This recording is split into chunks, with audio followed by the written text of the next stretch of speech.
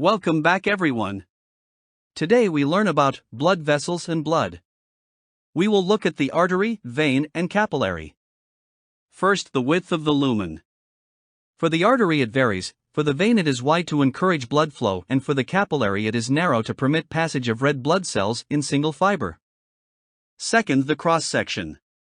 For the artery and capillary it is circular, whereas for the vein it is oval. Third is the diameter of cross-section.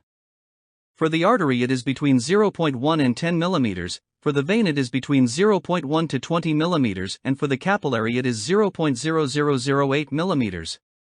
Fourth, let's compare their role.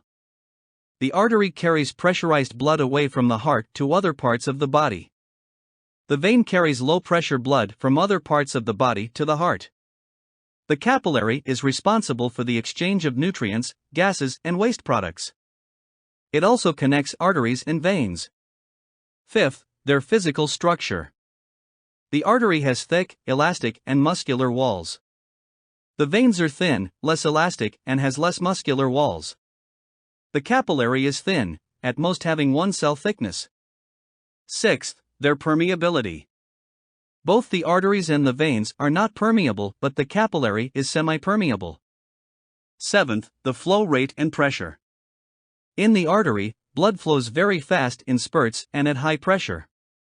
In the veins, blood flows slow, smooth, and at low pressure.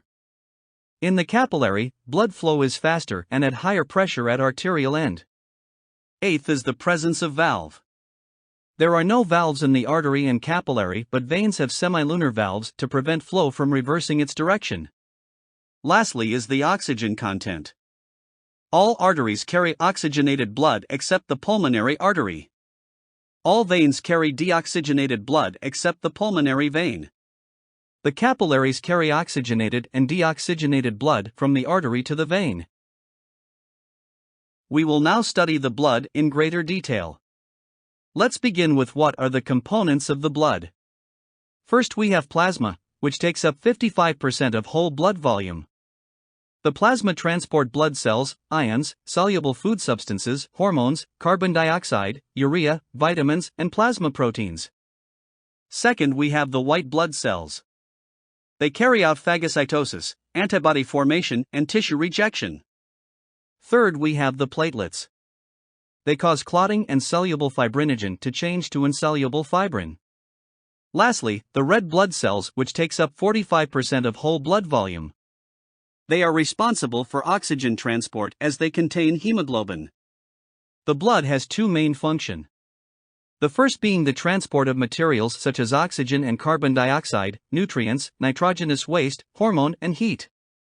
The second being for defense or immunity, for instance blood clotting, phagocytosis of white blood cells, and antibody production. Let's explore the components of blood in more detail. The process of blood clotting is as follows. The injury to the lining of blood vessel exposes connective tissue, causing platelets to adhere. A platelet plug is formed in fibrin clot with trapped cells. Do note that platelets themselves are fragments of an originally larger cells, hence they are not cells. The white blood cells or leukocytes can be classified into two groups, the lymphocyte and phagocyte. Lymphocytes have large round nucleus, they release antibodies which bind to bacteria or virus to clump them or destroy them. The phagocytes on the other hand have multi-lobed nucleus and engulfs bacteria by releasing lysozymes to destroy them. Thus the white blood cells play an important role in our defense and immunity. That's all for today. Thank you for the effort to learn with me. Stay tuned for more interesting lessons. See you next time. Bye-bye.